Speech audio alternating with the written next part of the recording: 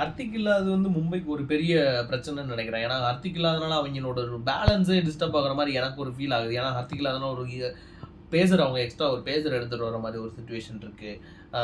ஒரு பேட்டர் அந்த ஃபினிஷர் அவங்களுக்கும் ஒரு எக்ஸ்பீரியன்ஸ்டு ஃபினிஷர் மிஸ் ஆகுது. ஸோ ஹர்திக் வந்து அந்த பேலன்ஸை குலைக்கிறான் அந்த தலைமை போட்டு அப்படியே. ஆல்ரெடி பும்ரா வர இல்லை. ஸோ மும்பைக்கு நிறைய பிரச்சனைகள்லாம் காத்துக்கிட்டு இருக்கு நாளைக்கு மேட்ச்சில். இங்கிட்டு சிஎஸ்கேல இன்னொரு பெரிய பெரிய ஸ்ட்ரென்த் என்னன்னா, சிஎஸ்கேக்கு 3 ஸ்பின்னர் பயங்கரமான ஸ்பின்னர்ஸ் இருக்கானுங்க. அஸ்வின், ஜடேஜா, நூர் அகமது. இவங்க 3 பேரும் ஒரு ஸ்பின்னுக்கு லைட்டாக ஒரு அசிஸ்டன்ஸ் இருந்தாலே சூப்பராக போட்டுருவாங்கன்னு தோணுது. அதை எப்படி மும்பை மேனேஜ் பண்ணி ஆட போகிறாங்க அப்படின்னு. இதில் ஹர்திக் பாண்டியாவோட ஆப்ஷன்ஸ் எப்படி ப்ளே ஆகுது அப்படின்னா, ஹர்திக் பாண்டியா ஒரு பயங்கரமான ஒரு ஸ்பின் ஹிட்டர் கூட.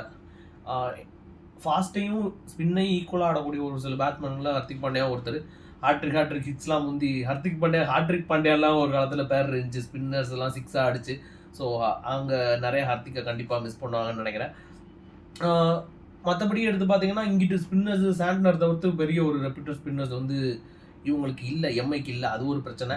இருந்தாலும் மேபி பழைய காலங்களில் ஒரு லாஸ்ட்டு 3-4 இயர்ஸாக பார்த்தா வந்து சிஎஸ்கே இனிஷியல் இயர்ஸ் மேட்சஸில் வந்து ஒரு ஹை ஸ்கோரிங் மேட்சஸாக தான் இருந்திருக்கு. ஒரு 200 அபோவ் மேட்சஸாக தான் நிறையா வந்துட்டு இருந்திருக்கு. அது மாதிரி இருந்துச்சுன்னா வந்து ரொம்ப க்ளோஸ் மேட்சாக போகும். இல்லை ஒரு ஸ்பின்னுக்கு அசிஸ்டன்ஸ் இருந்துச்சு பிச்சில் அப்படின்னா கண்டிப்பாக வந்து சென்னைக்கு நிறையா ஃபேவராக முடியறதுக்கு வாய்ப்பு இருக்குது.